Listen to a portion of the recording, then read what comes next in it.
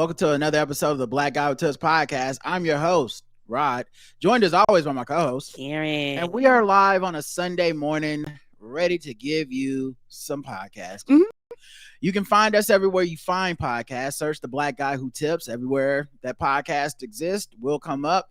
Leave us reviews on Apple Podcasts. Make them 5 stars. Make them nice. It makes us feel all warm and fuzzy inside. It does. The official weapon of the show is folding chair. And the unofficial sport, bullet ball. And bullet ball, extreme. And today we have a very special guest.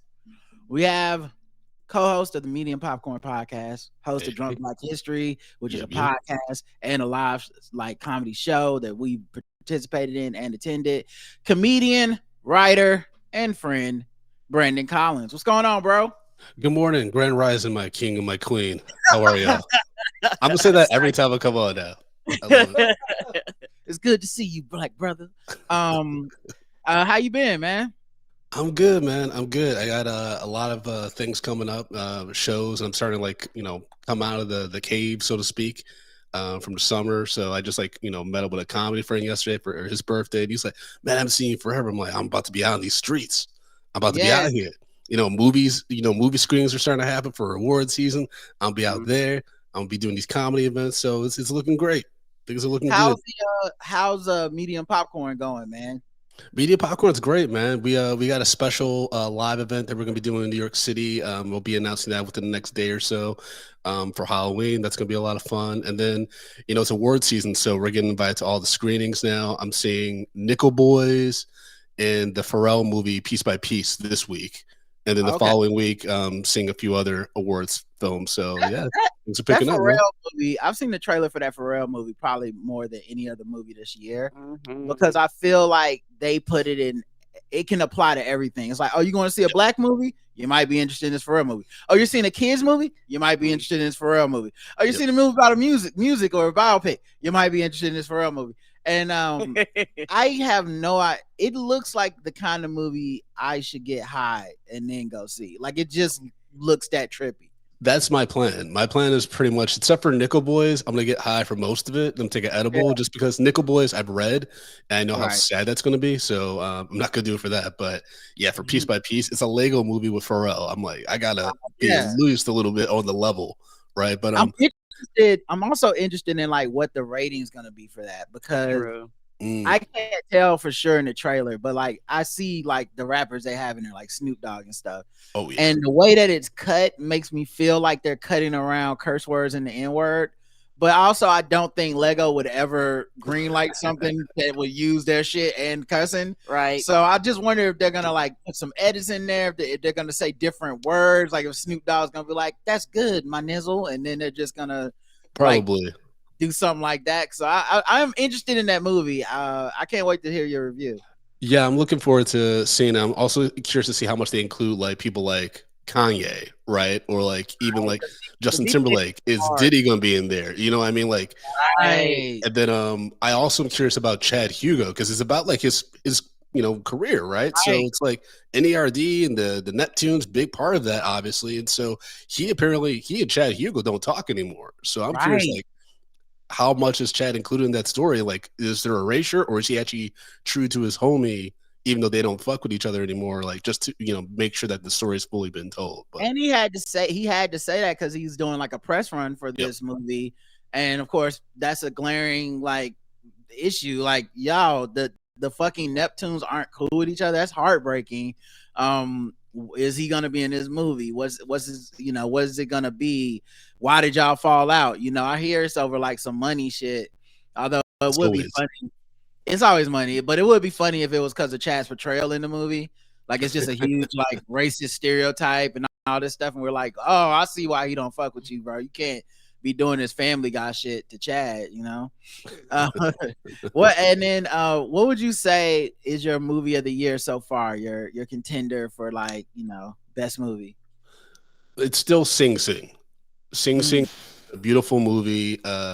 Coleman Domingo, phenomenal performance in it. Just the movie itself, the writing, the directing, the cinematography, everything is just, I still think about it all the time. We're gonna probably do a full review at some point for Media Popcorn. closer in the award season to like to help give it a little bit bump. A close second is this movie called Diddy, which I talked about at length on the homie Chris Lambert's podcast, the Mundane Festival a few weeks ago. That movie, if you've ever, I don't know what it would be like if you're a woman who watches it and you think like if it makes you think about your adolescence, but if you're a boy, that movie will trigger the hell out of you because it's going to remind you of all the bad decisions and the insecurities you had when you were 12 years old and how you should have handled things better. But you know, you're a kid. It's such a heavy movie, but such a honest portrayal of what it's like to be a 12-year-old kid. Okay, so definitely not Borderlands. Okay, I hear you. You didn't see that, right? Y'all didn't see that, did you? Yeah, we saw it. We saw it. Oh, I'm so sorry. It was not good at all, and it's one of those things where me and Roger talked about it because Roger's played the video game, and I am a video game watcher connoisseur. Like people like, how do you know these things? That's because osmosis. I just watch Roger play, and I'm like, oh, I know who that character is. I know this. I know the storyline, but I don't ever play the video games. And so I remember when it first came out, Roger, because the way that they promoted it, it was almost like false promotion. Because the way they promoted it and what you got didn't line up. Because the way that they promoted it, you thought Kevin Hart was going to be Kevin Harton. You thought it was going to be a comedy. You thought it was going to be like a bunch of action and things like that. Like, and it did have action in it, but it's just one of those things where the action didn't hit like it should have. And so once you see, and it's okay to not always be true to the base of it. You know what I'm saying? Like you have the ability to finagle around those things. But when you go so far off to you're like, okay, you did your own thing, cool. But at least if you do your own thing, make it better than the original. But when you don't, it causes problem. Because people go, you had a whole storyline right there that you said, fuck it, we could do it better. And you actually didn't do it better. And so, you know, when it first came out, Roger's like, you want to see that? I was like, yeah, it got Kevin Hart in it. I was like, it got action. Like for me, that's kind of the way I looked at it because of the way it was promoted. Then you get in there and you're like, this is false advertisement. Yeah, I had heard so many like disaster stories about the production of that movie. Apparently it took years to make. Eli Roth like took a break. He filmed another movie in between Borderlands because the reshoots took so long to do with Cate Blanchett and Kevin Hart and stuff. And I was just like, I'll wait until I hear more people talk about it. And then like the feedback just kept getting worse and worse. Yeah, it was terrible. It's funny too because during that press run, Jamie Lee Curtis had that like she went to like a Comic-Con type thing and they were playing a game and it was like, you know, like you just fill in the blank of like, oh, we're putting you on the spot. But one of the things was like, what should Marvel do to fix the MCU or something? And she just said something snarky like, you know, like end it or something, you know, whatever it was. And I was like, and everybody, but you know, because there's a lot of, and you know this as a critic, there's a lot of like anti-big company bias in the critic sphere where it's like, even though we know Disney is part of the backbone of the economy of movies that makes like the smaller budget stuff possible to exist. Like if tomorrow Thanos snapped and Disney was gone, the movie industry is basically fucked. Like it's just like, okay, so Florida's destroyed. Exactly. We went to Disney World. Yeah, we went to Disney World 2 weeks ago, and I was like, oh, yo, if Disney had left Orlando, this entire state's economy collapses. Exactly. And so like the theater industry as we know it would be done, AMC, Regal, all this shit. Yeah, but I think it's like one of those things where people see how big it is, and then it's just like, you know, it's like taking a shot at the government or something to them. But my point being, so she shits on, you know, Disney or whatever. It's a joke. I don't think it's taken that seriously. She issues an apology later, and it's like, you know, I talked to Kevin Feige, and I apologize. I shouldn't have been playing those like stupid ass games, and I'm never gonna get into one of these negative promotion cycles because so many people do it. And I was like, oh, okay, all right, well, you know, I'm gonna take her at her word for that because I think she normally stays out of that type of stuff. Yeah, because I think negative promotion is a big thing now. Like when it's like Martin Scorsese has a movie come out, and the first thing he's like, you know, Marvel's not real movies, and people that shit sucks, and it's like, and it takes too long, bitch. You made a 3.5 hour movie. Yeah, I'm just like, what does this have to do with your movie? You know, and so I think all deflection. Right. I think it was funny that Jamie Lee got caught up in that because the next movie that came out she was in was Borderlands. Right. And I'm like, sis, there's no room to talk. Like that's probably why they told her to like apologize real quick and course correct, because they're like, hey, you doing this Hulu show, The Bear, you making good money, you winning awards, don't mess that up. There could be something down the road for you to do with Marvel. You don't want to piss that. Like the fact that people have directly talked to Kevin Feige is insane to me. That means that they have so much juice over at Marvel, even with the dilution of the, the content lately. Like that's wild. Yeah, and and after that, I think they working on Freaky Friday or the next or whatever another version of that that's coming up, and that's Disney related. So it's like she was like, "Hey, no, fuck y'all, I won't be doing this bullshit no more. No, be messing up my money." Now, Lindsay Lohan's coming back. Brandon, you're in New York. Yes, I am. What the fuck is going on with y'all's government, bro? Right. Every time I look up, another nigga's getting arrested that in the Eric Adams cartel. I think at this point we have to call it the Eric Adams cartel. Secret rooms. I'm not gonna lie. I was talking to someone last night about this in Brooklyn. Like, this is having flashbacks to Kwame Kilpatrick. Obviously, I don't think Eric Adams had a hand in killing somebody. At least I hope not. But like the corruption and the things are slowly coming out. And I don't think this is like the worst of it. Yeah, I've listened to a few political pundits that I follow very closely who've usually been pretty right about like election forecasts and like gossip they're hearing, and they're saying like this might be the beginning of the charges against Adams. Yeah, it's not just Turkey, right? I was gonna say Turkey's enough. It's just on the scale, like more shit is probably coming, but just what they have is pretty fucking bad. Acting as a foreign agent. Like there's just a motherfucker that went to jail. I forget the dude, the governor or whatever, that just got corruption charges and is going to jail for fucking with foreign agents like a year ago. I gotta say, man, this is what I like about having a Democrat president and DOJ. Ain't no favorites. Nope. Like, okay, so you a Democrat, you shouldn't be fucking around with this foreign money and doing favors for motherfuckers. Go to jail. It's just oh well, they're on our side, guys. Let's slow walk. This is like, nope, you did that shit. Bye. Right. Yeah, but Eric Adams, I've never been a fan of him. He's so condescending to the people in New York. He is so arrogant. I mean, when he was like just going to nightclubs and stuff, and people are like, shouldn't you be like governing? Like you're doing like these press conferences hungover. He's like, well, New York is all about product, and I'm testing the product. I'm like, this is the guy leading us. Like, it's insane. Brandon, it made no sense. And I was when this the first started coming out, it was like they're gonna charge him. I looked at Roderick. I was like, I guarantee you, it's some laundering in there somewhere, some form of money laundering. Oh yeah. And I was like, because he was at all the clubs, all the parties. He was all up in the rap videos. He was fucking all over goddamn New York City.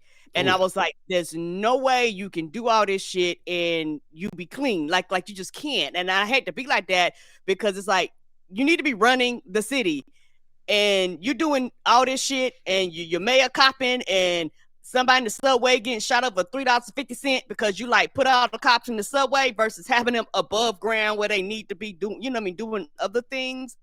And it's like, when this was going on, you had a black woman right there that would have did the job. You wouldn't have had this problem. She would have ran the city like she was supposed to. And y'all said, fuck that. Yeah. It's because New York did such a huge pivot from de Blasio, because de Blasio, like NYPD wasn't messing with him. The fire department wasn't messing with him. And so you got this dude who's like who's got like history as a cop, who's like, I gotta clean up the city. And at that point in that election, if I'm being honest, like the vibe in New York was just kind of like, man, everything's fucking crazy. It's like the pandemic. Like everything was just, no one really cared enough to pay attention to what this dude was actually about.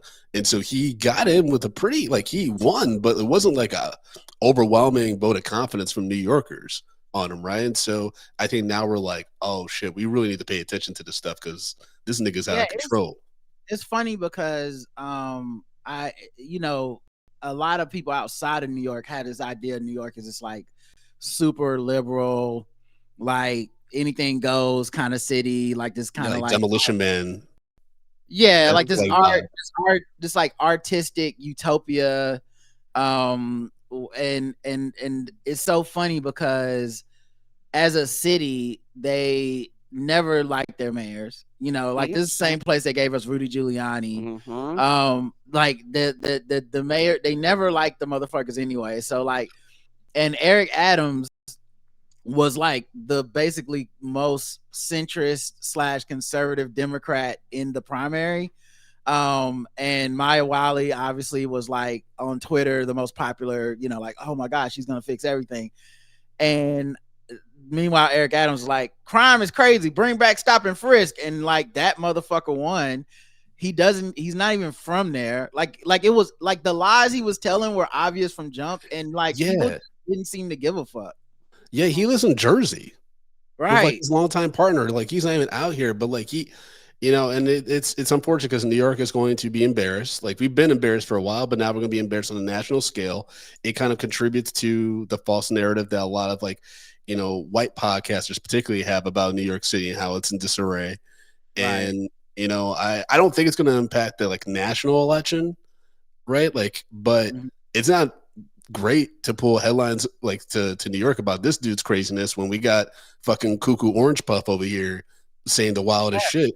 You know, it's just it's not helpful at all. Yeah, you got like it's like Veep or some shit. This I keep feeling like I jumped out of my multiverse into this multiverse right around Joe Biden. In my original multiverse, he like had a bad debate, and then like Kamala replaced him, and then ever since then I'm living in the funniest version of the multiverse. It's like everything's comedy. Eric Adams is basically like a character from The Simpsons at this point. There's people in his, because they're arresting everybody, like judges, the COVID czar, like everyone's getting their shit rated. Everyone's like gonna get brought up on charges. There's a story where like two of his people in his administration are basically getting a shotgun wedding this weekend so that they don't have to testify against each other because you'll have spousal immunity. That's like some shit from a TV show. That's not real. That's not how, that wasn't what things were happening in my original universe. Yep. That's not how that worked in my original universe. Where it's just like, oh shit, let's just get married.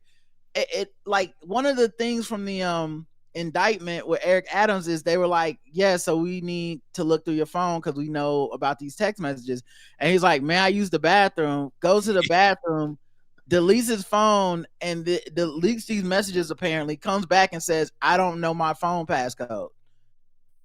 That's Veep. That's That's a plot from a sitcom. Unique Succession with Cousin Greg. Yeah, that's definitely like wild. Yeah, it's like you don't know how technology works. All we got to do is go to your phone company and be like, "Hey, give us these goddamn records." But it's like it's absurd. It's malfeasance, but it's incompetent malfeasance. It's not even clever malfeasance. It's the most basic. It's like when Trump lies, and you're like, that. No one's gonna believe that, and I think why everyone thinks they can get away with this shit. He's because he bulldozes so fast through facts and reality that everyone thinks they can do the same shit. Except Eric Adams, I think, forgot that he was black for a second, and that's why at his press conference he was surrounded by people in dashikis and shit, which I've never seen at any of his press conferences. And I'm like, oh, now he black. That always happens to brothers. You peep that. Right? Whenever they get in legal trouble, that's when they start surrounding themselves with black people. Michael Jackson, they shit out of nowhere. Yeah, that OJ Simpson, dog. Yep. I remember OJ with the dashiki in the middle of the black church, and I'm like, oh, so now here you go. I remember Michael Jackson getting the fruit of Islam and shit. Yep. I'm like, oh, so you need your royalties or what? You want your music catalog, and they on your ass with the feds. Here you go. I remember Chris Brown after the whole Rihanna, situation. Assault. I'll just say what it is. He was on Larry King, and he was all buttoned up and stuff like that. I remember I was with my family watching it, and we were like, "Why is Chris Brown dressed like this?" And my pop was like, "He tried to look like a Muslim." I was like, "Oh Jesus Christ!" Yeah, he's right though. He said that's the cover for everything. Whenever you do something bad, turn to Islam. Yeah, I mean, I feel like that is the playbook. I feel bad because it works. Oh, of course, it doesn't work for me, obviously. But percentage of people. But I think there's black people that I watch it work on, and I'm always kind of saddened because there's like a hack for certain people where if you hit like towards their confirmation bias, because the world is racist. So if you say like, hey, you know how the world is racist, and you're like, yeah, well, these 50 women accusing me of sexual assault, that's because I'm black. There's some black people that'll be like, I can see it. Yeah. I'm just like, all 50. I'm like, or we're letting a mass serial rapist get away with sexual assault. And it's like, or he was trying to buy NBC and the white man don't want us to own no TV channel. They were plots. They were plants. Yeah, embattled Adams officials David Banks and Sheena Wright to marry this weekend as federal corruption probe rocks City Hall. That's wild as fuck. That's some Kwame Kilpatrick shit. That is the type of shit that would happen under his administration. Yeah, man. It's black people could do some crazy crime too. That's the thing that I think. Right. It's not like you want it to be trivialized in any way, like on a TV show or something. But I would love to do like a Ryan Murphy-esque crime miniseries. It starts with Kwame Kilpatrick, and I would cast the homie Chris Lambert as Kwame Kilpatrick, and he would win an Emmy. You know what I mean? I'm like, what's wrong with that? Even though I don't want to highlight the terrible crimes the brothers make, but it's comedy. Also. I want to see that stuff. Eric Adams needs one of these. Like, Ryan Murphy could do the community some favors and do at least show run some of these joints because. It's a lot. I'll do it. Ryan Murphy be inserting some random shit into these series. Okay. I can handle it. I mean, look, would Chris Lambert have to possibly do some type of gay sex scene? Yes. Absolutely. But for me, that's how you get the Emmy, so like that's how you show you can act. We'll be like, I didn't know Kwame Kilpatrick was also in love. Down like that? Yeah, he was also in love with his best friend. That was a guy. I didn't know that. But yeah, I do think we deserve that. I also a podcast like Kwame Kilpatrick. I still remember there was I forget the name of the podcast exactly. There was a podcast about the corruption of the Detroit under Kwame Kilpatrick. Yes. I think it was it the Daily? Someone did a mini series about it, right? I think it might be called Crime Town. Don't quote me on that. Or something like that. I know what you're talking about, though. I listened to that. The first season was on some white dude in like Pennsylvania or whatever. And then the next season was like, was Crime Town. It's Crime Town. Crime Town. And so yeah, when that's that one with Kwame, the rabbit hole went deep as fuck. And and the thing that always gets me is there's so much evidence of a criminal conspiracy. I don't understand why there's always so much evidence, but it'd be a lot of evidence. It'd be like, yeah, so we got his father on tape demanding money for a bribe and like cussing out and it'd be entertaining. I can't lie. It's entertaining. Like one of them is like Kwame Kilpatrick's dad cussing out this white boy for not knowing how to do like bribes right. Yes. And like I was like tears coming out of my eyes sitting at my desk laughing, even though, yeah, these niggas going to jail for this shit. So when you accept the reality that everyone on this planet has one screw loose at least, everything can be looked at as comedy, like you were saying, Rod. Like you can laugh at kind of everything, and you just be like, as long as this doesn't mess up my life and fuck with me, I can enjoy this from afar. I can laugh at this shit from afar because it is so insane. Because if you go the other way, it gets real dark real quick. Like reality and everything, right? So I've been embracing like you've done. Like I've been watching Beat. I'm like, this political cycle is so crazy. I watch too much news. Let me watch stuff that makes me laugh. That's still in the same vein, so I can just accept that everything is fucking crazy. No one knows what they're doing.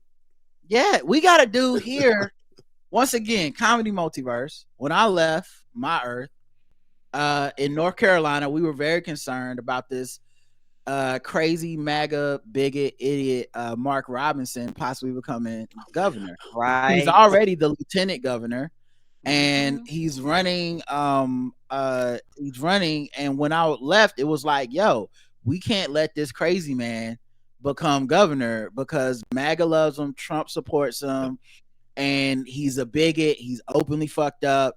And he's very vocal about it. And he was starting to pretend like he was a serious candidate. And like, what? I never said there's no exceptions for any abortions. When I get in as governor, I'm gonna protect the right to abortion. You're like, You didn't say that. Listen, I don't have a problem with trans women and trans people. I love trans people. You know, they great. I'm like, there's a thing in the pulpit of you calling them disgusting and vile video. and like you know, listen, I have no problem with black people. I don't know where this is coming from. We have you on tape. You said Martin Luther King is Martin Lucifer Coon, and you also said slavery was good and black people should be thankful for it. These were things that happened, and you're just saying they didn't, and you're not like down in the polls too much. You're like within the margin of error. But then I came over to this universe, and in this universe, this nigga he's like the mayor from fucking Family Guy or some shit. The amount of just dumbass scandals he has, like he's like it's wild. He's on they got message board. He's first of all, this nigga used his username. Yes, from like to like he's consistently stayed on brand with the username Mini Soldier, and so they caught Mini Soldier with his picture, his government name, his birth date, information about his marriage, leaving messages on a sex message board called Nude Africa, which is clearly very racialized. But it's not just that. The comments weren't link, source, what's her name? The comments were like, you know what? I'm a black Nazi, and we need to bring back slavery. Matter of fact, I own some slaves, and we could bring it back. You know what? I love trans porn. I love when it's a trans woman fucking a cis woman, because that lead a man in, but it take the man out. I'm like, what the fuck happened? You were a threat. Now he's a laughingstock. I think a lot of idiots don't understand how the internet works. I think they just think that they're like, you know, especially when you're. I think when you're like anonymous, so to speak, even though he put all of his government out there, you think that like you're just screaming into a void and no one's actually going to check your shit. And then it's very easy just to do a Google search and find you and find what you're doing. There's something that I thought was you ever see something so good that confirms every confirmation bias you have already, and it's so perfect you actually go, that can't be true, because it's too good to be true. And in my old universe, those things were never true. Like it's like someone would be like, oh man, Melania is filing for divorce from Donald Trump. And I'd be like, in my old universe, I'd be like, no, she didn't.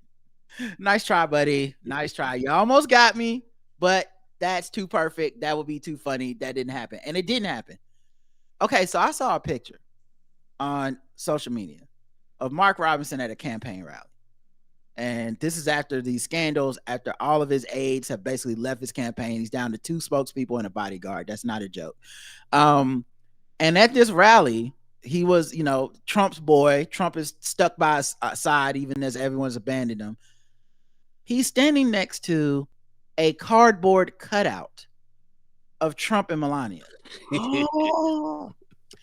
Now, when I saw this image, I said, nice try, Twitter. Right. I was like, the AI is getting good because he has the right number of fingers. But there's no way. Photoshop them. There's no fucking way this is real. Of course. Guys, this is real. What? This is fucking real. People came to see him beside a cutout copy of Trump. We are in idiocracy times. This isn't like, we've jumped the shark. Yes, this is some sitcom shit. Like, and then what's crazy so this picture goes out and it's viral, and it's like, wow, that's crazy. Okay, so maybe like an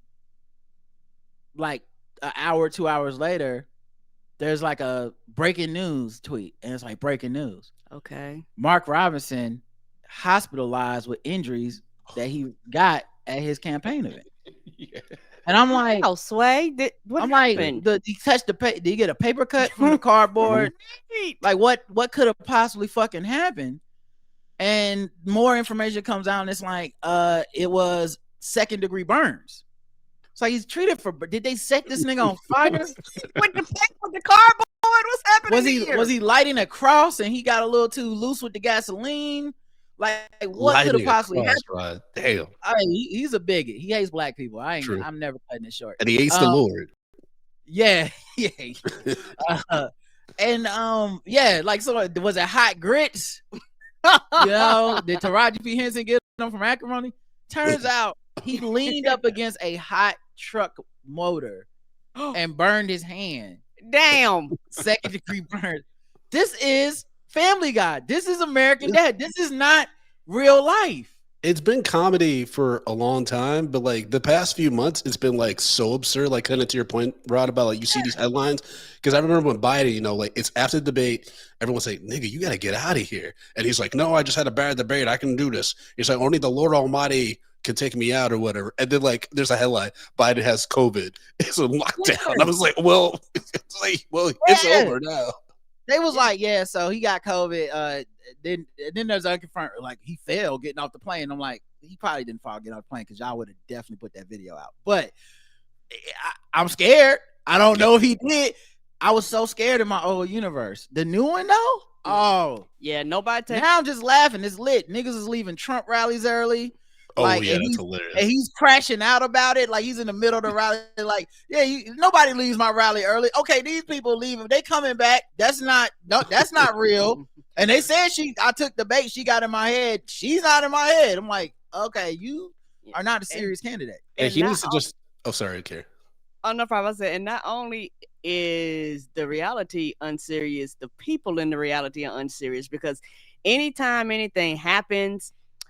I think some people are like, I don't know what scenario. So they put like 12 different scenarios. When the scenario hit, they just post it because sometimes within minutes after bullshit happens, it's joke time. Like it's skits, it's videos, it's voiceovers, it's reenactments. Yeah. That was like, well, goddamn. That was one of the first signs was someone tried to assassinate Donald Trump. And within 4 to 6 hours, I saw full-blown skits on TikTok about it. Like not like skits that I know they don't know anything, but skits that made it feel like, oh, did you know he was getting shot? And you were like, drop the video after the shoots. Like, cause it was out like the best one is the black kids that like do the thing where like they pretend to be Trump, they fall, they put ketchup on his ear, he gets up, does it, and I'm like, y'all put together this thing in like 2 hours. What universe is this? Because when I was coming up, you took a shot at a president. That meant something, and it meant something for a while. Like, like we were gonna be talking about this shit forever. Like, yo, they tried to kill a political candidate. Gabby Giffords, we still talk about her to this day.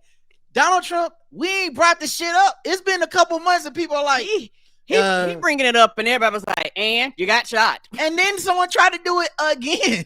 Right. And that was like 2 weeks ago, and we're already over it. What universe is this?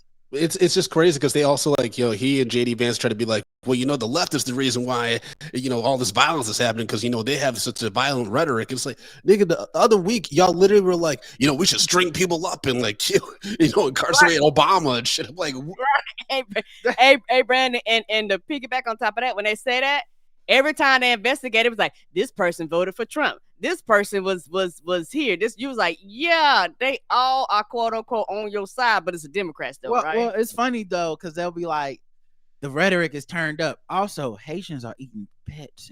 That was so crazy, dude. When he said that at the debate, she didn't even bait him into that. He just like went on a rant and then just started screaming, they're eating the cats.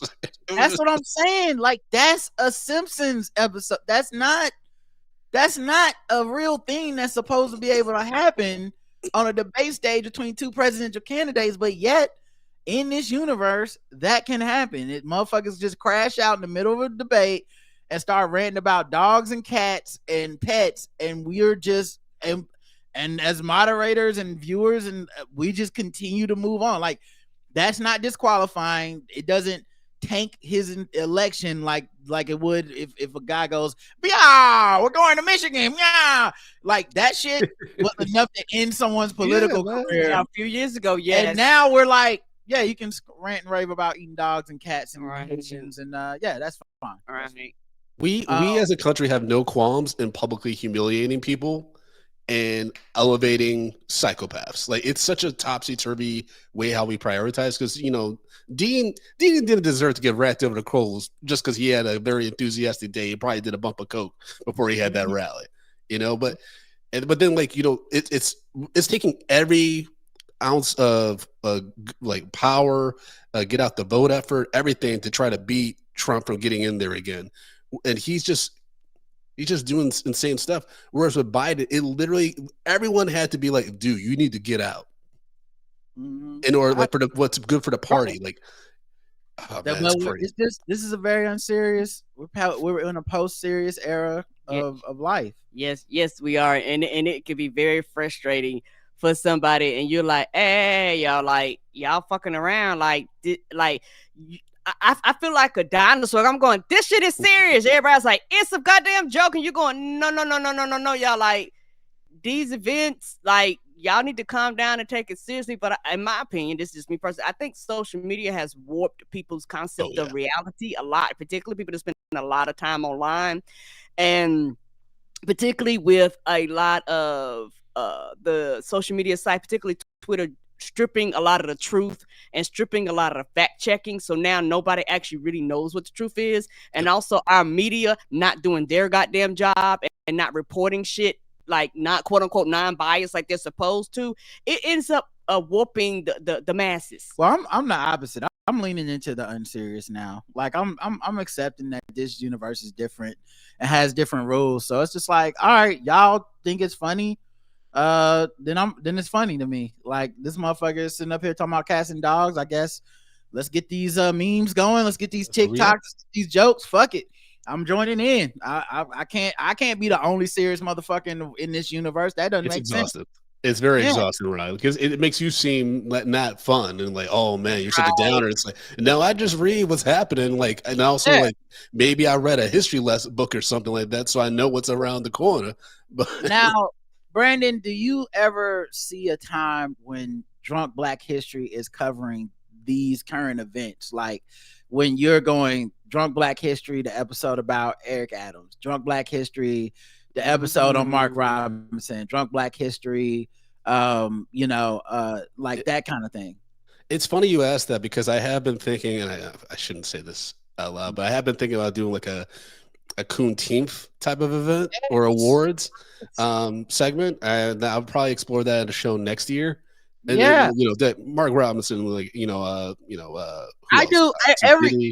Everybody loves my TikTok series that I do every February, the Countdown, where I highlight the coons who contributed to Black culture, who never get highlighted during Black History Month. We're always talking about, the people we're proud of, Benjamin Banneker and George Washington Carver and Harriet Tubman and Obama and all this stuff. And I'm like, okay, cool, but what about Mark Robinson? What about Herman Cain, who gave his life? Kwame Kilpatrick. And Kwame's kind of new. Like, he wasn't always cooning. He just joined. Like, Trump got him out of jail, and he was like, I'm down with cooning now. I'm selling out. So I got to add him to the list next year. But some of these people work so hard to get our recognition. Candace Owens. Like, so we just going to pretend like Candace Owens don't exist during Black History Month? Not on my watch. I'm absolutely going to take the time to highlight them. If you ever need some help coming up with the coon list or Coon-teenth or whatever, let a brother know, because I definitely got a lot of material. I'll probably also post some polls on social media and stuff. Like, it's definitely something in line. I probably wouldn't do a whole show revolving around it, just because the show is about empowerment and having an uplifting message. But it is important to point out, like, hey, if y'all were kind of fucking with some of the stuff that these people were saying, let's take a deeper dive into, it sounds like the brothers who were on I know you guys have talked about it at length, who were on Flagrant, Andrew Schultz's podcast. Apparently, if you go deeper into their stuff, it turns out they were making comments about Black women before, in the past. It just kind of glossed over. That's bad. And like, I will say this: they have a lot of episodes and they've been around for a while. I think what happened to those dudes is that they were never meant to be this popular. Like, no offense to those guys. It had, you know how it works. Sometimes motherfuckers just not ready for the big stage, but the internet decides like y'all are ready for the big stage. And I don't think in a million years, they would have predicted that a lot of their rise to fame would be from Black women in America holding them up, which is exactly what happened, because they kind of just held them up because they had like a cool vibe of like, oh, look at this non-toxic two Black men complimenting each other. Why can't brothers be like this? We don't always need to be so hard with each other. And no one did no research. It was just complete vibes and a few viral clips. And the second they fucked up, some people did the research, and them motherfuckers they put them John Sally glasses on and got in front of that computer and was like, actually, guys, I have the evidence. These niggas been some coons, and they are getting fried, man. I like that shit is wild. What like just that they even had that archive, but like when I see those clips, because I haven't seen, I don't know if there's a whole lot of them. I saw like maybe 3, but the ones I saw were egregiously bad in my opinion. But mostly what it made me think is they just never thought Black women were part of their listening audience. That's how they sound like they literally never thought about it. It's just wild. Exactly. Yeah. Like all it takes is a demographic survey or just like engaging with your fans to be like, oh, like this is mostly sisters that I'm talking to. Like I should keep that in mind. And they might have at the time, because these are old clips, they might not have had a big Black women listening audience at the time. Right. But that's how podcasts work. Motherfuckers just hop in. Now you got a big ass Black woman audience. And it's like, oh, let me go check out some of the archives, see what they used to talk about. And it's just y'all being like, first of all, don't nobody want to fuck no Black women. It's like, what word? Yeah. And it's important, like as hosts, like you have those conversations, right? You should be having those conversations, especially if you're growing, like your business is growing or you're looking to expand. Like I've had to have like a few tough conversations with my co-host Justin Brown. I love him. He's like my older brother. Like, and he teases me like he's my older brother. Like fuck him sometimes. But but you know, I had to remind him, like, you know, we have a very heavy female audience, and we also have a very LGBTQ like presence in that audience, and so we need to be mindful of like some of the things we say, or like when we comment on movies. Like, there's been some movies where I'm like, we shouldn't do this because it's going to be so problematic to the fan base we have. Like, no matter how funny we try to make it or how we try to like, you know, bring our perspective to it, it's just going to be problematic all around. And I've learned that from, you know, our experiences reviewing other movies and getting like responses from those. And he's been receptive to it, but there's been times I've had to like course correct in real time. And I think that that's important for me as a friend and as an ally to be like, hey, you might want to think of a way to rephrase that, or how else would we say something, you know? Because even with us doing comedy and it being live and all that stuff, I think there's a little bit of understanding from our audiences that like, oh, they're building the plane as they're flying it. But if there's no consideration, you can feel it. Like as a Black person, I felt it where I'm listening to like a white podcast and then they just say something that's like, so like, oh, do you not know any Black people? Because none of us would agree with this. You're talking about us like not like we're just not in the room. You're talking about us like we won't hear what you're saying.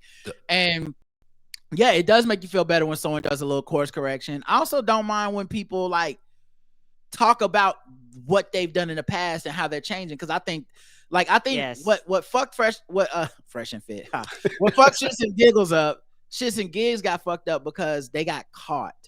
I think if there was an episode, say a month ago, before any of this happened, where they like addressed like, you know, in the past we made some comments that we've grown from that, you know, were egregiously offensive, blah blah blah, and it was them doing it sans anyone busting them, and people would probably be sharing that like, look at this is how you do growth, this is how you do that.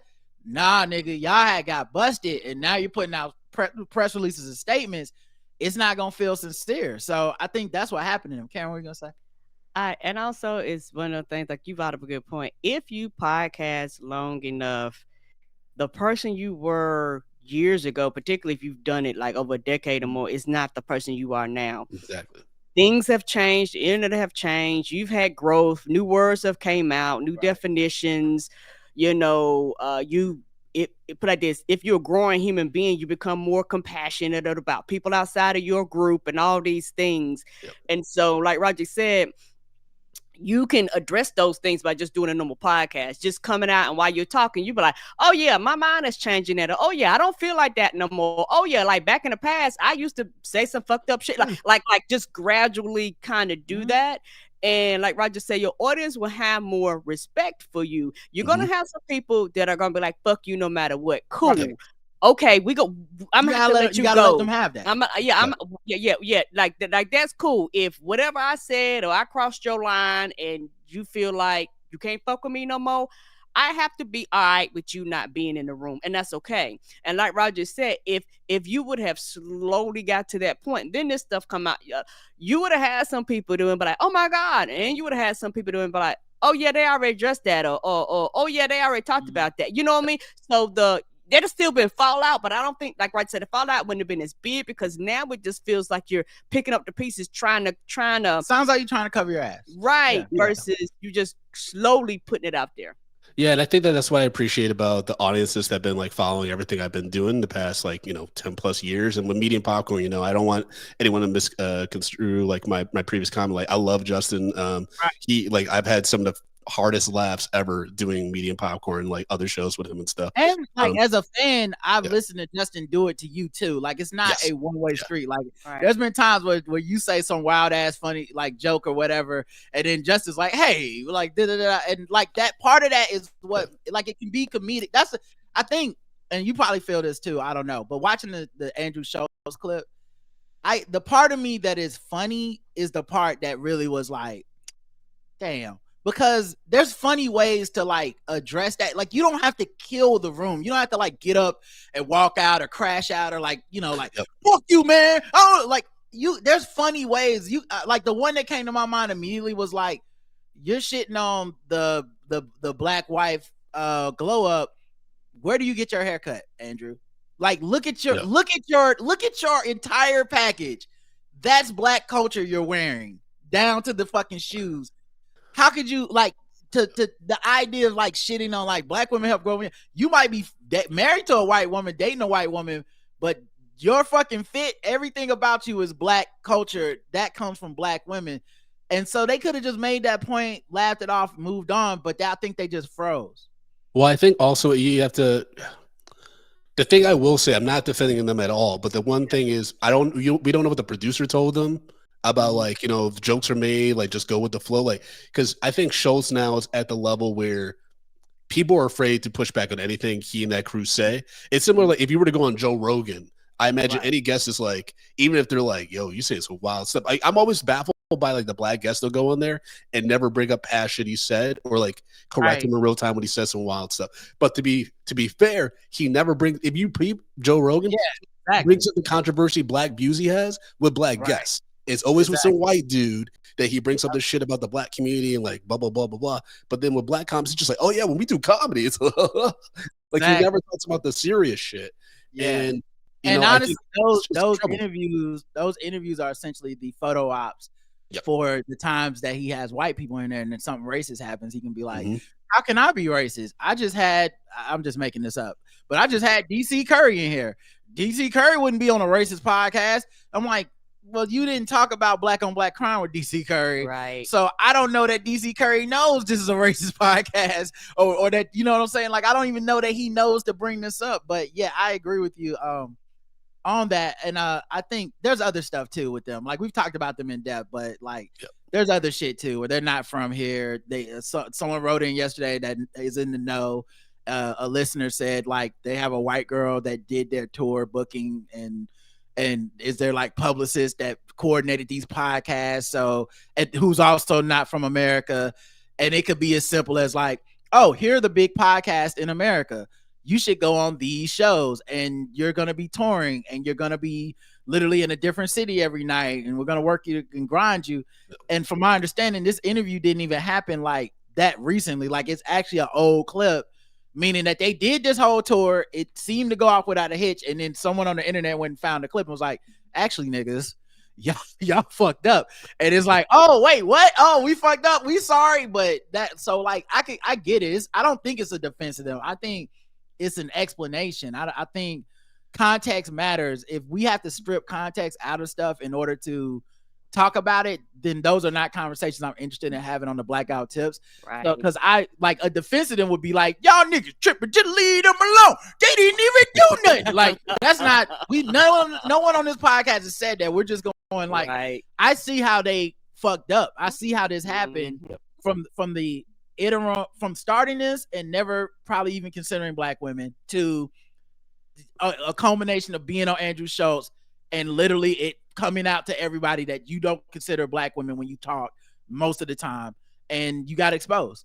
That's what I was going to say. Like, you have to know, like, you know, that's on the PR person to know if something's a good fit or if something potentially is going to be controversial. Like, there was a period like a few years ago where before Flagrant got to where it was, where I hit up Akash, like Andrew's co-host, because I knew Akash, I knew Joseph. Was like, hey, could I do this podcast to promote some shows?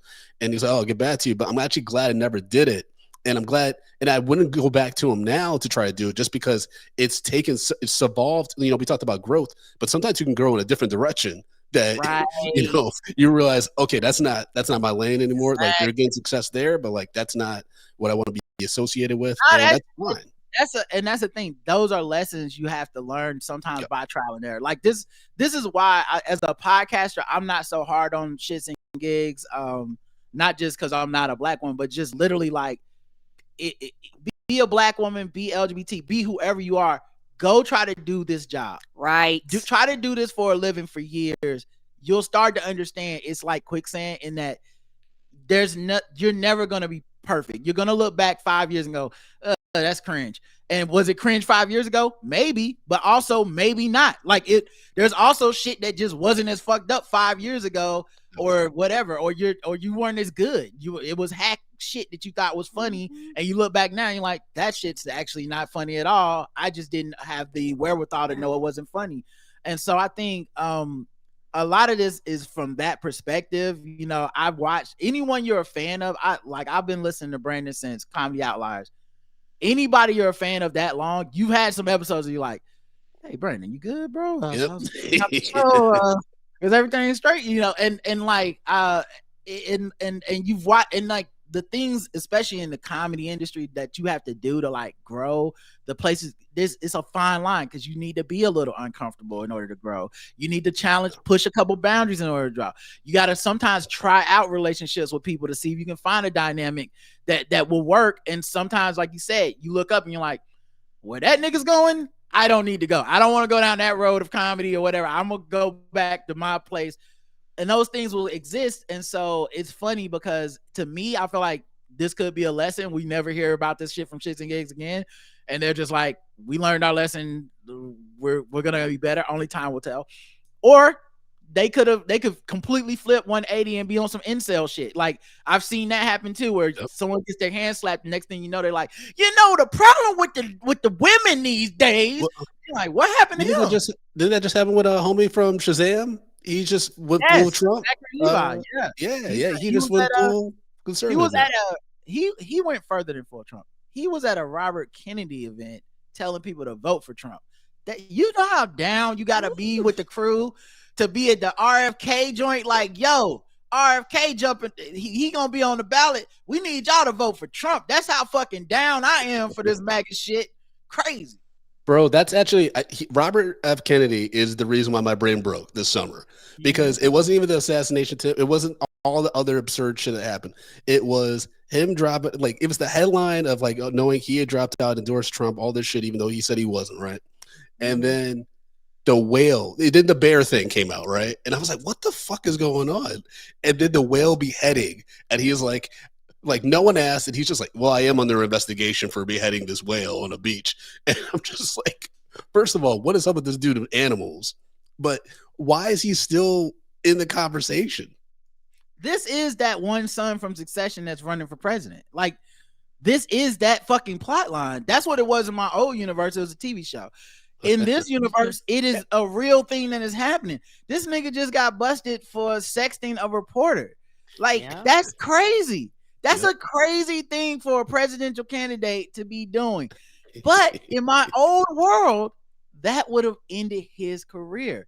We had a guy named John Edwards. Yes. We had a guy named John Edwards that was advocating for poor people in America, not middle class, poor people. He was from North Carolina. He was a huge, popular guy. Everybody's like, he's going to be president. Got caught fucking the photographer or videographer on his campaign. I believe even got her pregnant and all this shit. Just the whiff of the scandal that this married man did that Stop. We have not. John Edwards be showing up now in the back of the photos. You know what I mean? Like at the DNC, he be like way in the back, like, "Hey guys, it's me, John Edwards. Remember me? I advocate for the poor people." And they're like, "You the one that fucked that woman that got her pregnant." Like that's how we know him. He was almost VP. He almost could have torpedoed Obama's campaign. If Obama had went with him, it would have been over. Yes, and now RFK Jr. is just like, fuck what woman? I don't know who y'all talking about. She just sending me titty pics. I had her blocked, and it was really she's chasing me, and the porn was chasing me. Like, what the fuck is wrong with you? That's not a good excuse. You were running for president. You want me to feel like, listen, these adult friend finder apps just keep popping up on my phone. That you can't do that. You're married to Cheryl from fucking from Curb. Like this is all some type of like plot. This is some type of movie. I'm stuck in a Truman Show. This can't be real life. I'm sorry. Anyway, I wanted to say something. Yeah, I was waiting on you to jump in, and I don't know why you was just taking your time. Oh, my bad. I wanted to talk about go back a little bit when we was talking about ShxtXGigs. What I realized, two things. First of all, I realized that for a lot of people, they go back in their Facebook memories. They was the shit that goes back and tell you what you used to do. And I see all the time how people repost stuff. Go, I don't think that no more. Or I can't even believe I said that at that time, and Twitter and things like that. And so now these same people, but your life isn't public. We don't have hours and hours, hundreds of thousands of hours of everything that every thought that you had on the public platform. We don't have none of that. So a lot of your growth happens in private. And I will always say this, but yet people that do it in public, you want to have no compassion. You want to have no humanity. You want to strip them of all their growth. You want to strip them of everything because it's easier for you to point the fingers at them because they have to quote unquote grow on this public platform. I think also though, you got to think about the humanity of those listeners. They're hurt. Yes. So a lot of this reaction isn't about like grace and thinking like what therefore the grace of God go I, it could have been me. Right now there's a lot of black women that put these guys on a pedestal that help them ascend to this level of fame that they probably weren't ready for, who are finding out these guys have a lot of anti-black women views, or at least some, even as they've kind of like shown, like they've in the past year or so they haven't expressed those views. But I can see why this feels like a big betrayal, and there's a lot of anger to it that's not really about like, oh, well, you know, I used to think. They're just like, fuck you, I'm mad at you. Maybe it'll subside, maybe they'll come back. But we've talked about this on the show already, but I think because of how they were promoted, they were kind of used as like the example for how black men should be. And so the level of disappointment and anger is partially about embarrassment of like, y'all fucking embarrassed me. I said I would like more people to be like y'all, and y'all are basically just like everyone else. And then also they were used as an example on Schultz's podcast because they basically teased them for walking back their comments and basically trying to distance themselves from the episode. They got clowned on the following episode by that whole crew. Yeah. And so it's like it also sends a message like, hey, if you're going to come out here and try to disavow, the shit that you say or what you do in this podcast, we're going to clown you. And we're going to clown you for like a half hour on the show. So be prepared. Helping that scorpion cross the river. Yeah, and I do understand. I do understand what you're saying about people's hurt and people's pain and things like that.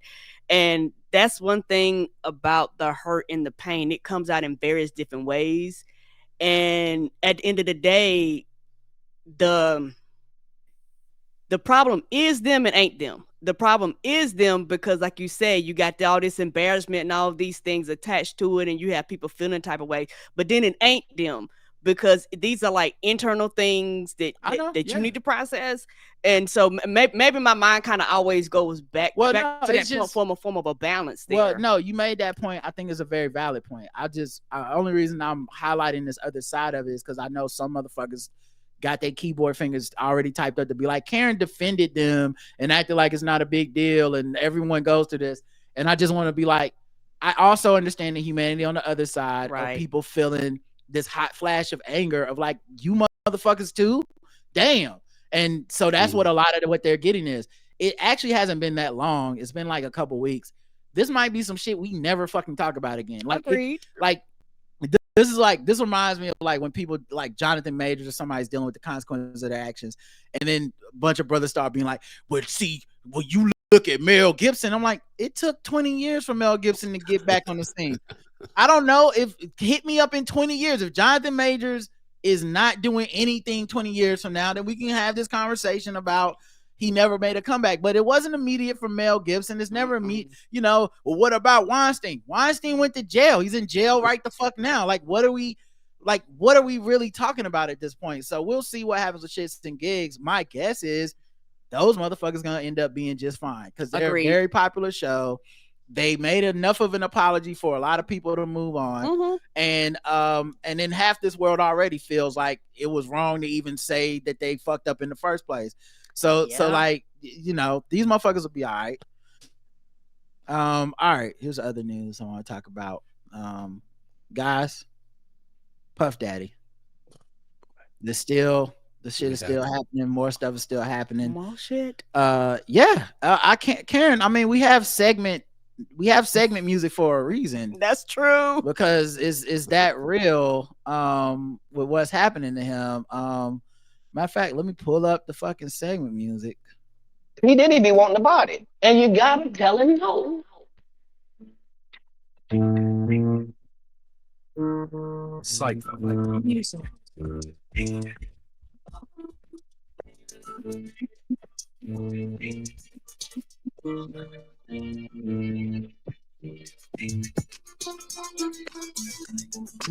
All right, today.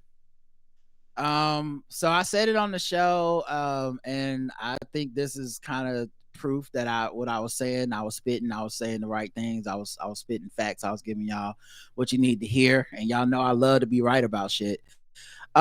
Pink, the singer, Secret Black Woman Pink. Y'all know what I'm talking about.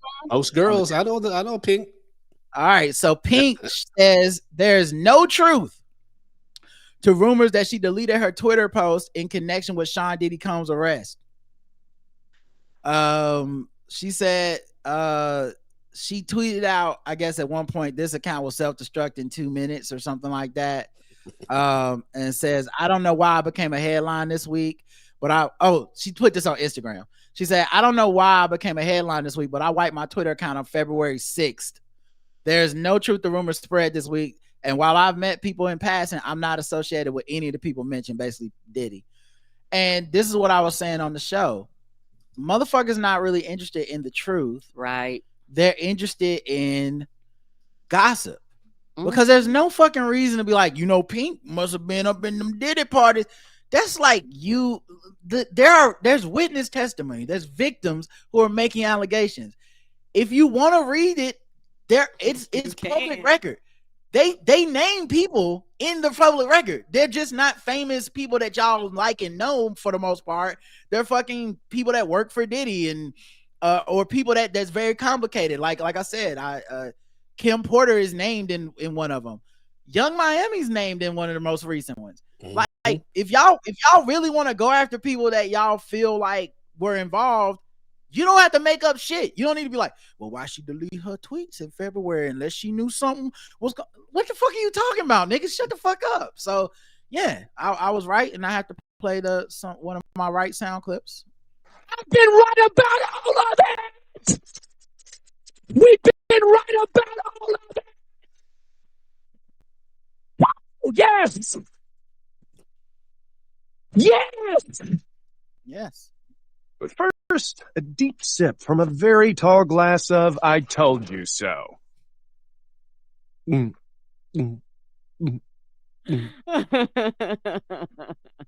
hell wrong with you? I think because they just think they want entertainment and they just act like it's about justice or the victims, and it's like, no, you just want us to be like, but what if Common was there? Like, right. That's not just naming people. That's not a real thing. You can't be like, a criminal investigation has happened, but wouldn't it be even better if John Legend was in the room? Yeah, everyone the bloodthirst is insane. It's like, we already have conflict now with some of the best songs of all time now because we got this dude who was all up in the song, even though he didn't need to do the ad libs. Right. And it's like, and then obviously, like, it's terrible for the victims, and we know a lot of these women that are coming out and stuff, and you understand why their careers never took off the way they should have, because he was fucking destroying them and manipulating everything. And it's like I said, it's a nuanced thought that I'm conveying, but it's like, to me, it's the other side of the coin of not believing victims. If you go, what you said as a victim was not juicy enough for me. I need to add some extra stuff that you didn't say to make it more, like, to make me care more. So like, oh, Jay-Z, he was at them white parties. That's a thing that you're adding so that you can be like, now we can talk. No, I think flying a woman out and sexually assaulting her is pretty fucking bad. That if you want to have a conversation, there's enough there. And if something comes out in a courtroom or prosecutors put out some evidence, then we can talk about more. But right now, it's just y'all want to gossip and you're pretending that it's not about that. Diddy also says he will reject future plea deals, and he's determined to prove his innocence. I don't think he wants to testify, and a lot of people are like, oh, Diddy gonna get got. And I'm like, if he really pushes on testifying, yeah, he will. I think that's the one thing that, like, he should probably stop saying out loud that he wants to do, because it's not going to be like, I'm innocent, I didn't do these things, because we already have video evidence and so much proof of the shit that he has done, that violent nature. I mean, I was surprised, as much as I knew about Diddy, I was surprised about his nickname is because of his temper. And then the stories about how he was in college, and he was like he dragged one young woman out, like, across the college campus, and like hit her with a note. Yeah, and like, I had no idea. It wasn't until I forgot, was the Rolling Stone article? Rolling Stone, and for me, like, that was months ago, and I'm like, and the thing is too, Brandon, is it's hard, man. It's hard reading. It reveals stuff like this for me and you, because we are some of the only people on earth that read the whole articles now. Yeah. So like, it's a hard burden. It's a heavy burden to carry when you it's a very lonely feeling, honestly, to know all this shit and then to live in a world of fucking naive idiots who don't want to read shit, who just are like, I'll figure it out. And you're like, no, you, because the reason it bothers me is because they make these assumptions and it's debunked in the article already. So if you just would have read the fucking article, you wouldn't sound, to me, stupid, where it's like this is a big one for the Jonathan Majors shit, where there's so many people that just think like, so what?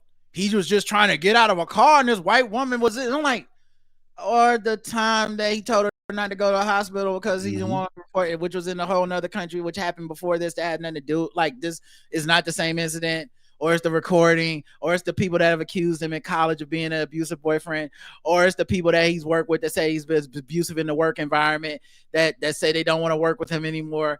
Or, it could be all of that. Or what, you can't run away from a white woman? Like, that's where we're at. And I remember the same thing with Cosby. So what, he can't just fuck? Some of the women want to fuck Bill Cosby. I'm like, so he drugged 27 of them at this point?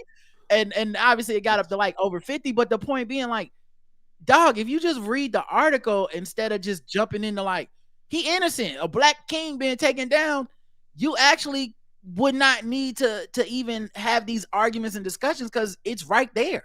What's wild too is, like, everyone has a smartphone these days, and even with like immediate family, they'll ask me and Tati questions, and I'll be like, you have a phone.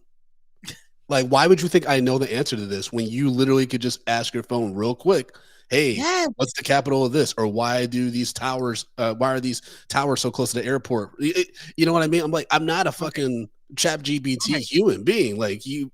Right. And so it's easy to find facts about this shit. And sadly, in our time, we watched the just Google it become something that's actually not as useful. Like, there was a time when you say, well, Google it, and you would get some facts. Now, if you Google it and say the 5G towers doing it, you might get some conspiracies first few links. Because the thing is, AI is a grift. AI is a motherfucking grift. That Google used to be good. They was like, let AI do it. Bitch, AI tell me any motherfucking Well, also, like, there's stuff where they've gotten paid to promote certain things. They reward certain shit as like ads. Like, it's not even just AIs. just legitimate like malfeasance at some point to be like, look, so and so paid us to make sure they're in the top results, and so. And like some countries are suing them and shit because of this, but right, like it's not even as easy as just like, oh, we're just incompetent. No, you were competent before.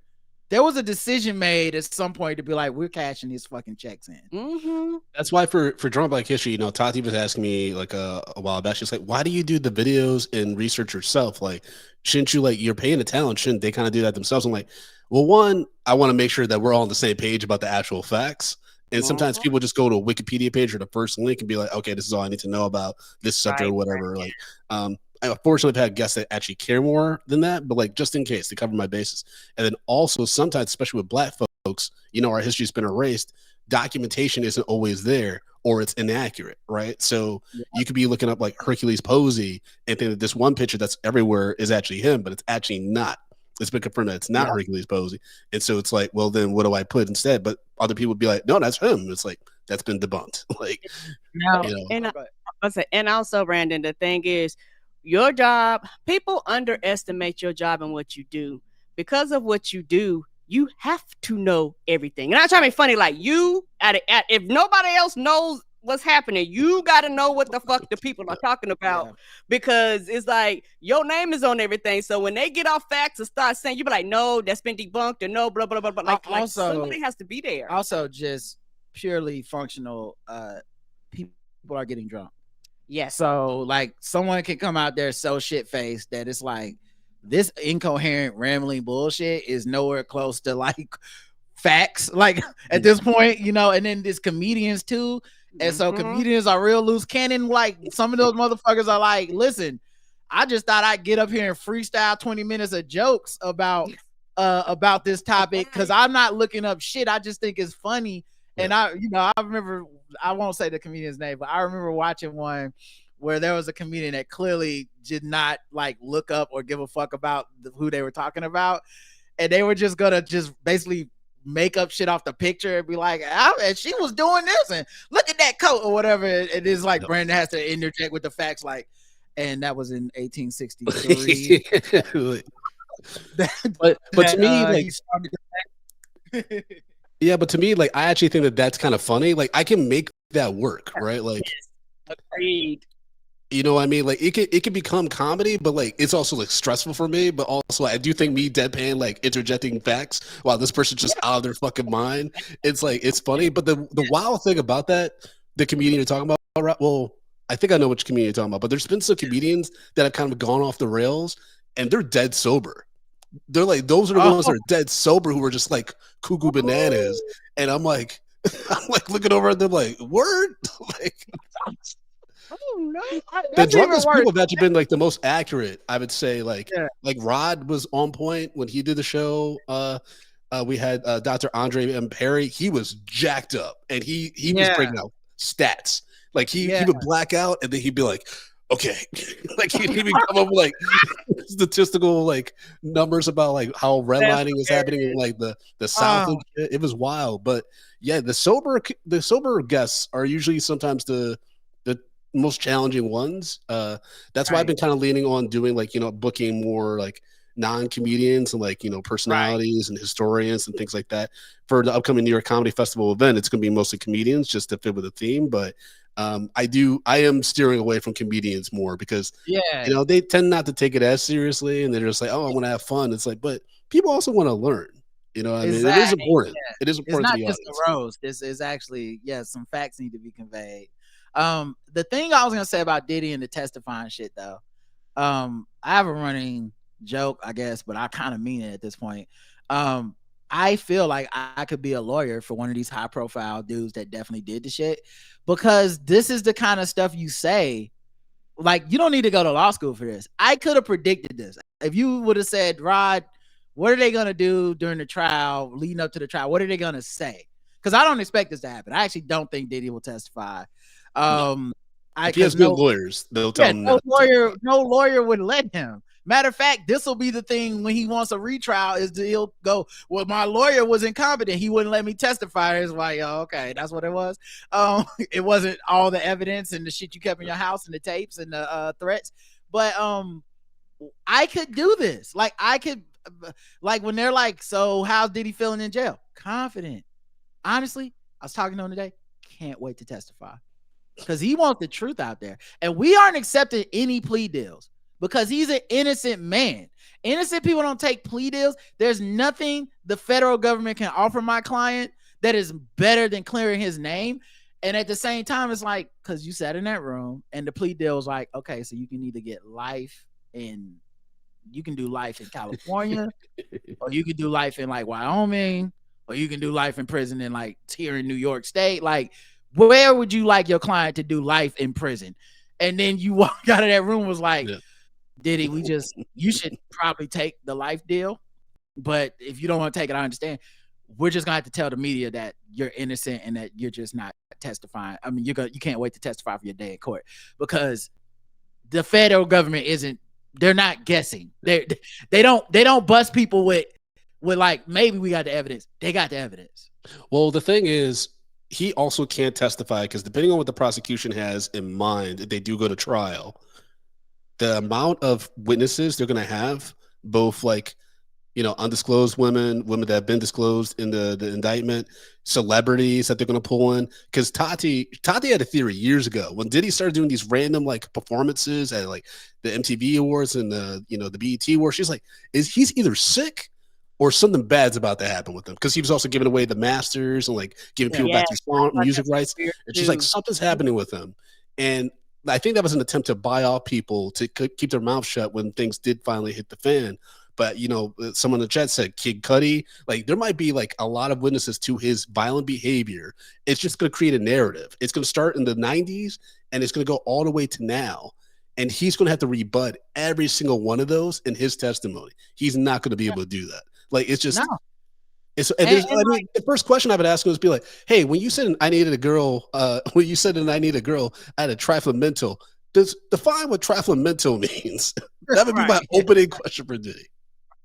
And new shit is coming out every day. New details emerge about Diddy's alleged arson attack on Kid Cudi's car, revealed in a fire report. It follows details of an alleged arson attack that was revealed in Cassie's original lawsuit. So like this shit is getting confirmed every fucking day. And it's just gonna get worse the longer he's in there, and more people are coming forward. There's a new person as an accuser who said that he drugged her.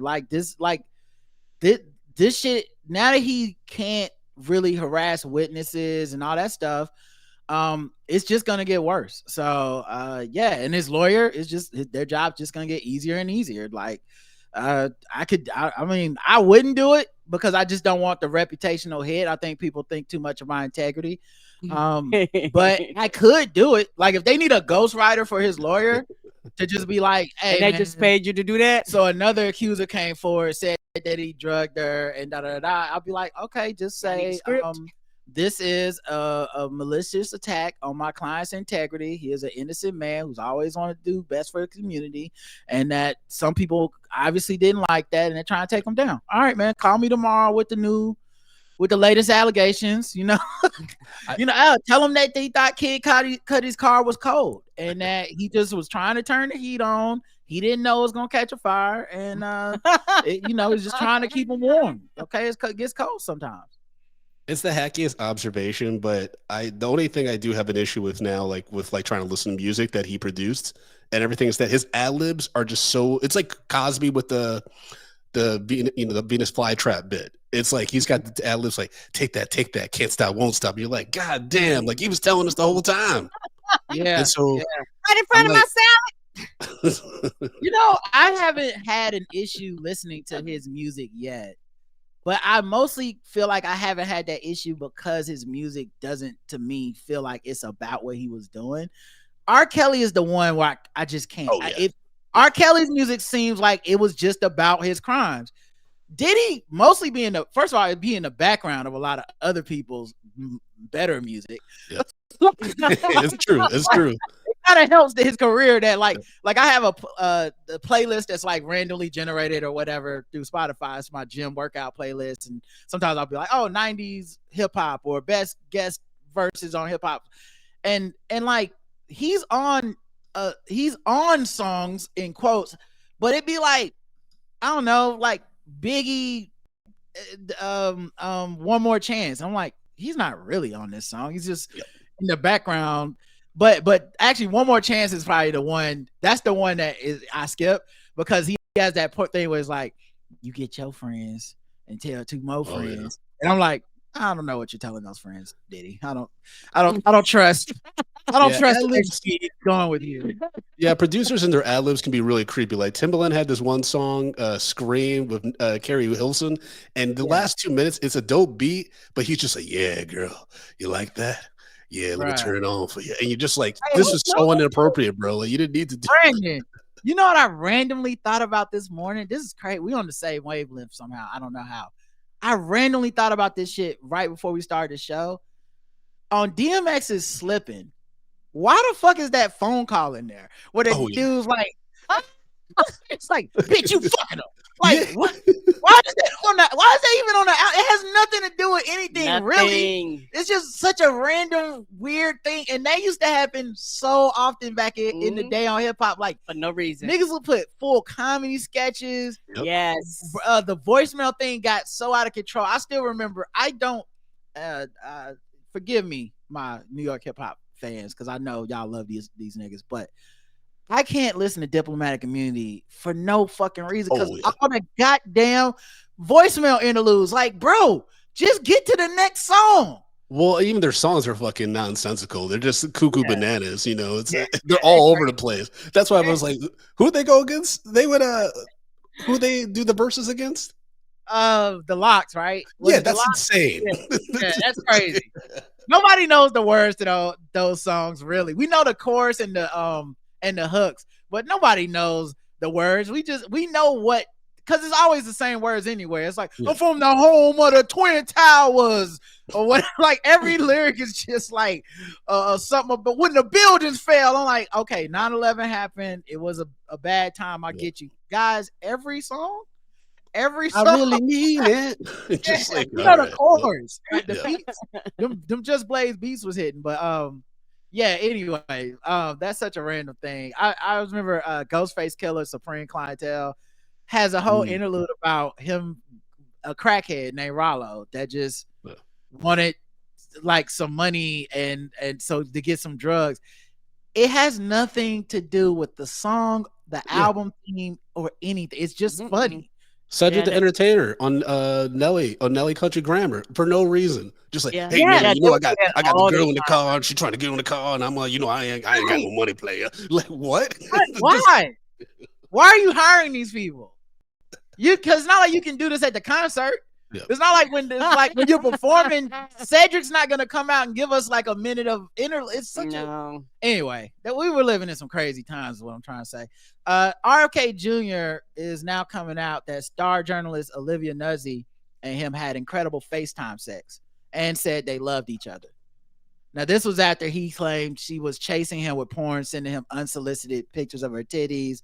He said he blocked her for months, but eventually he couldn't stop himself anymore. He started looking at the pictures, but he definitely never was cheating. It never was physical. It was always one-sided.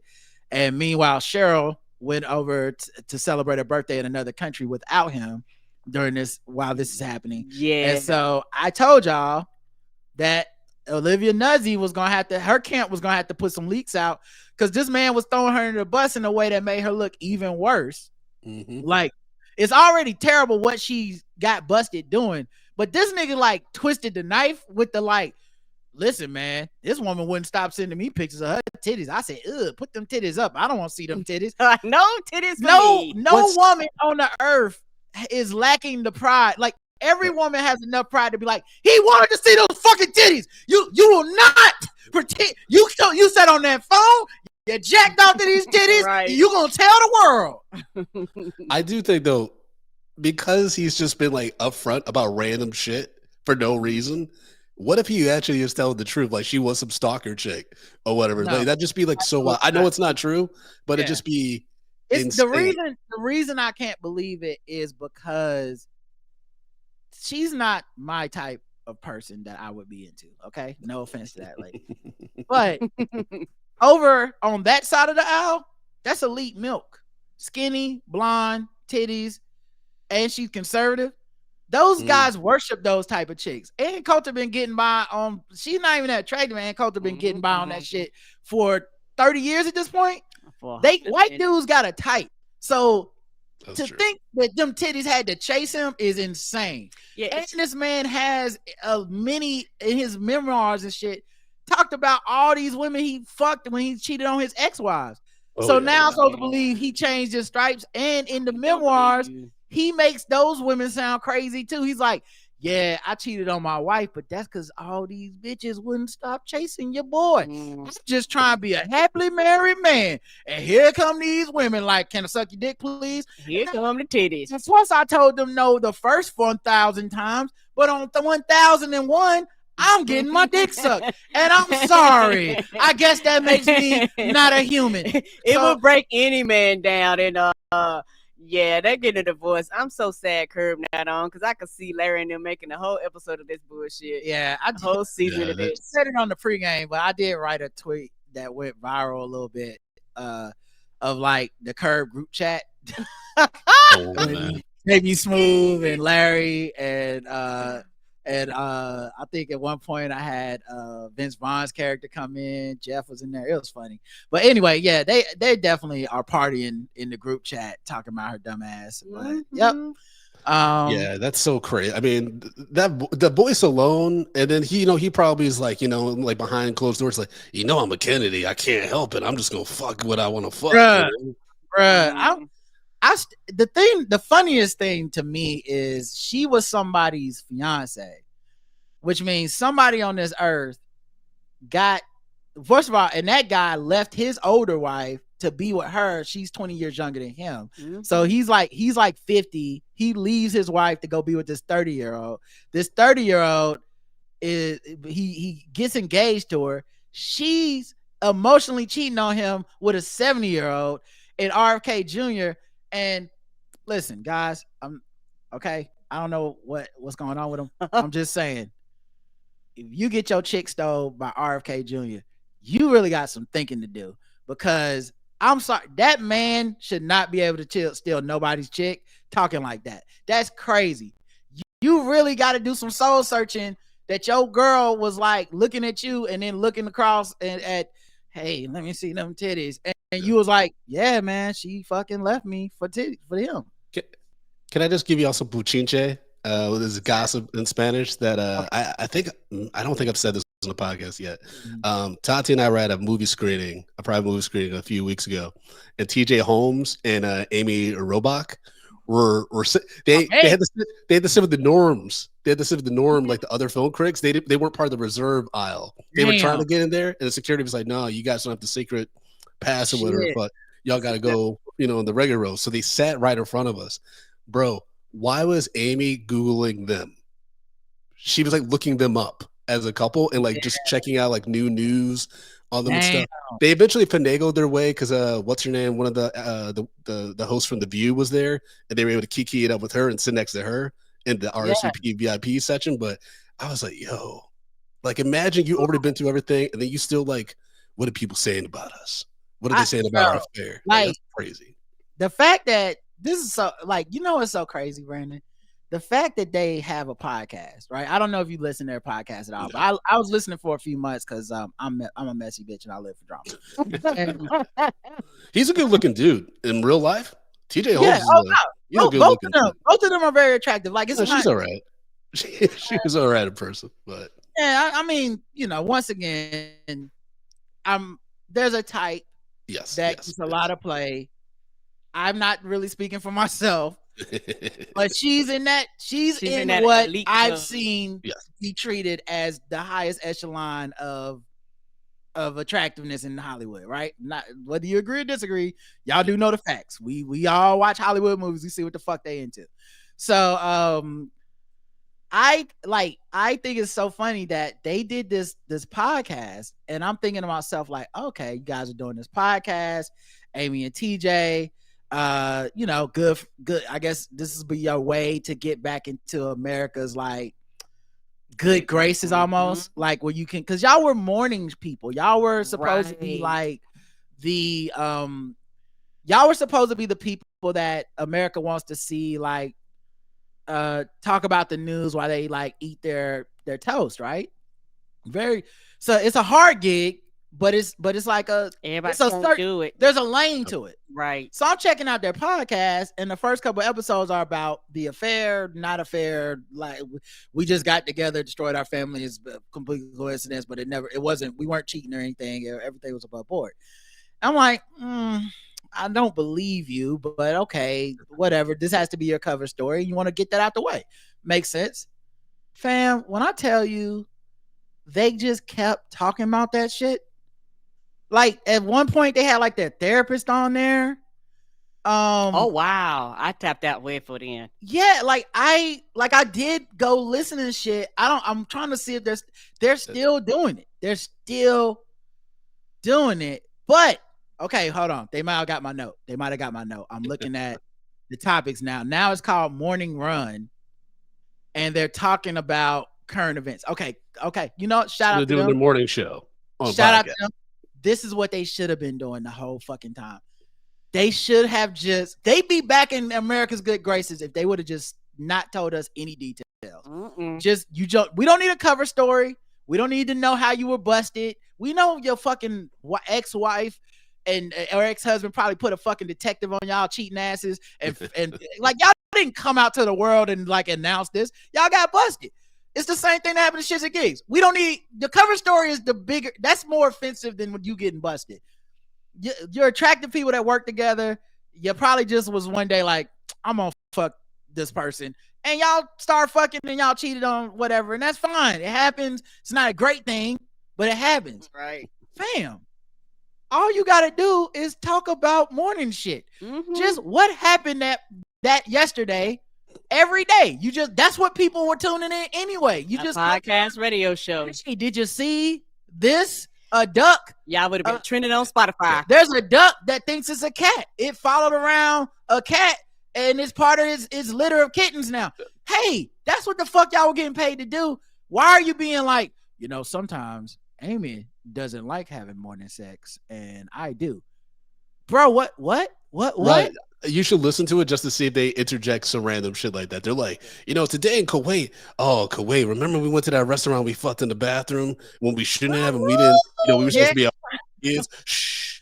Okay. It was getting weird like that. Like, and the other reason I thought it was kind of whack is that they do that passive aggressive anger thing where couples pretend that they're not fighting or they're not mad at each other, but they're clearly fucking fuming.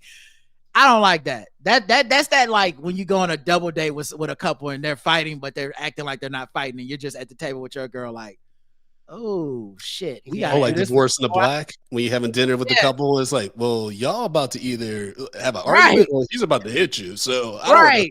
So like they be doing that on the podcast sometimes where it's like, like, did y'all get y'all cover story straight? Because it'll be like, well, one of the things about TJ, because they were talking about this was before they have topics, they just be talking about their day. I'm like, well, one of the things about TJ that I love is that he'll come home and he'll be hungry and he'll cook. He's such a great cook, and he'll cook any time of the day or night. Although sometimes he does keep me up late at night, with banging pots and pans, and I need to get my beauty sleep because I have to get up early in the morning and run. And he's like, well, darling, I have to get up early and run too. It's not that you're just out there running by yourself. Some of us don't need to sleep 8-10 hours a night. Sleep is very important, and we all need to. And I'm like, just fucking fight. Just fucking fight. What is this bullshit? I don't want to be in the middle of your relationship. I really just wanted to see how y'all would recover. This nice.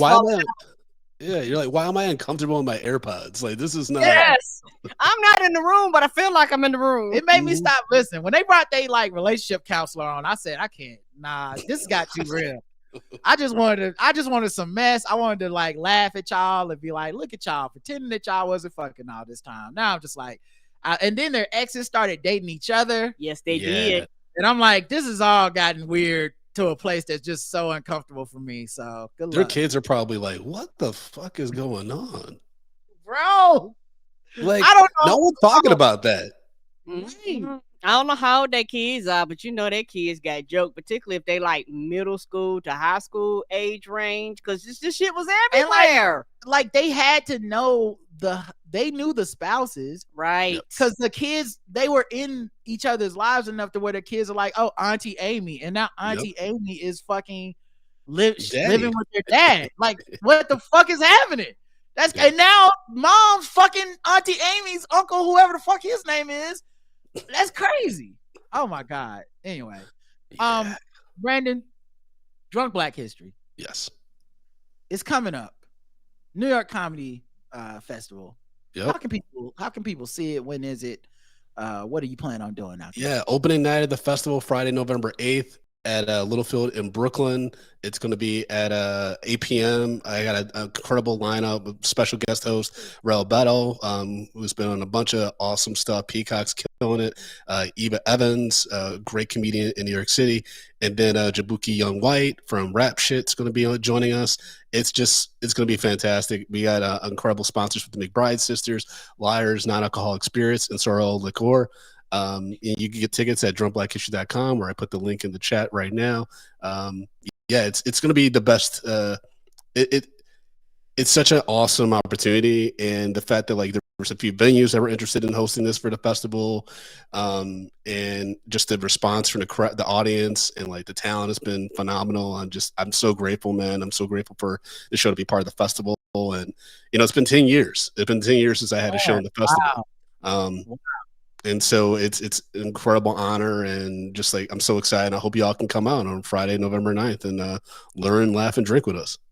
How does it feel getting back in that festival scene after being gone for so long? Like, can you see the difference in it? Is it good, bad, and different? That's TBD. But like, it's just dope to be able to say like I'm part of the festival, and like I think it's just it just shows the continued growth in this 1 year. And since I officially took the show on myself, starting early this year with February, it's just been growing. The Time Out New York feature, sponsors signing up, and now New York Comedy Festival, like it's just incredible. And next year I'm gonna start taking the show on the road, and so I'm incredibly excited about that. And right now, because of the industry, with writing opportunities being pretty dry, no other real things really picking up in regards to opportunities there, because people are still trying to figure out the streaming wars and all that stuff. To be able to do a live show that resonates with people, that's important to people, and that I just am very fulfilled by, that's something that I'm not taking lightly, and it's something I've fully embraced. And I just want to thank y'all for your support and your audience's support for it, because I got some really positive, inspiring tweets and texts from my last appearance on here, just encouraging me to keep going forward. And I called Rod as soon as I got the news about the festival. I wasn't even seeking this out. It just happened. Like, it's incredible. Yeah. Nah, the universe is amazing, dude. You're a good person that does good work. Like I said, I've been a fan of yours for years at this point. Yes, I didn't even realize it's been over 10 years. That's crazy. Yeah. That's fucking crazy. I watch you go through all this different stuff, life shit. And I've always been rooting for you. And it's honestly like really dope to watch good things happen for you, man, because I feel like you deserve it. You're very talented, you're very funny, but you're also just a genuinely good dude, and that's rare, Yes. And you've always been very upfront with it, like, because I like I said, I've seen like all the things you tried to make work. I've seen you coming to these roadblocks, dealing with certain shit, and you really made your own path with the Drunk Black History, with Medium Popcorn. Like, those are avenues where you had to make them, but you made them and they're working. And so I'm always support you for that, bro. And I'm glad this is happening. Make sure y'all go out, because more important than support, more important than just growth and being a good person, Drunk Black History is a good fucking time, because none of this works if that's not true, right? Like, we all have people that we like, man, they're a good person, I love to support them, and then you try and you be like, this shit whack. Oh no. I'm saying never whack. Drunk Black History, 100% always a good time. Yes. I've never had a bad time, whether I was hosting, whether I was listening to the podcast, whether I was watching the live show, whether it was virtual, because you can get virtual tickets. It doesn't have to necessarily be in person sometimes. I've never had a bad time. If you are there in person at the comedy festival, if you're in New York, if you're close, if you're able to, you need to go be there live. The audience is one of the best audiences in podcasting, in live comedy, because one, they're a little inebriated. Two, they're very funny. And for something like this, a festival where people are going to be buying tickets that don't necessarily know the events, you want to be one of the people in the know at this, because it's going to be better the more people who know what Black History is about. That shit makes it like, I had so much fun fucking with the audience, so much fun being in the audience, because people come there for the purpose. It's not just I thought I'd see some comedy tonight. It's a lot. It's like, yo, it's our shit. And so, yeah, you'll learn, you'll be entertained, you'll laugh, and you'll have a good time, and you won't be able to wait for another one. Right. I 100% agree with Roderick, and I was gonna piggyback on what Roderick is saying about you, Brandon. I agree. It has been a joy to watch you grow, to watch you fly, to watch you step out and do these things, and to see you get rewarded for your hard work. And so, our audience, no, we just don't fuck with anybody. We've been fucking with you for a very long time. Yes. And so if people are on the fence, because you have people, they go, yeah, no, it is so worth it. I've never been to like the live show. I've been virtual as a guest, and I've been in the chat, and in the chat is actually really fun. Your experience is just as fun because the chat room does its own thing, and Tatiana makes sure that the chat room is integrated into what they're doing there at the same time. So it is a fun experience, regardless of if you can be there or not. I would suggest being there in person. One day I'm gonna be there in person. Yeah, and that's if you had an option this time, because I don't know, like, if the festival. Yeah, I'm still talking to a few potential videographers and stuff like that for doing live streaming, because I just want to have video footage too, because I want to be able to sell this, because as much as I like doing everything myself, I think that this show, based on what I want to do, it might be worth hiring like a road manager or something like that, or a company. And so I need to have footage to show what the show is. So I will keep you all posted on that. Like, just follow me at Frodo_Blackens on Instagram. That's the best way to like get up to date information about the show. And drunkblackhistory.com. But yeah, live in person, it's gonna be great, because also our sponsors are giving away a lot of donations. So if you like liquor, you like good liquor by people of color, this is gonna be. You need to be there. All right. I know some alcoholics be listening. Y'all need to be out there. All right, y'all. We'll be back throughout the week. Thank you for listening. Until next time, I love you. I love you too. Mwah. Bye.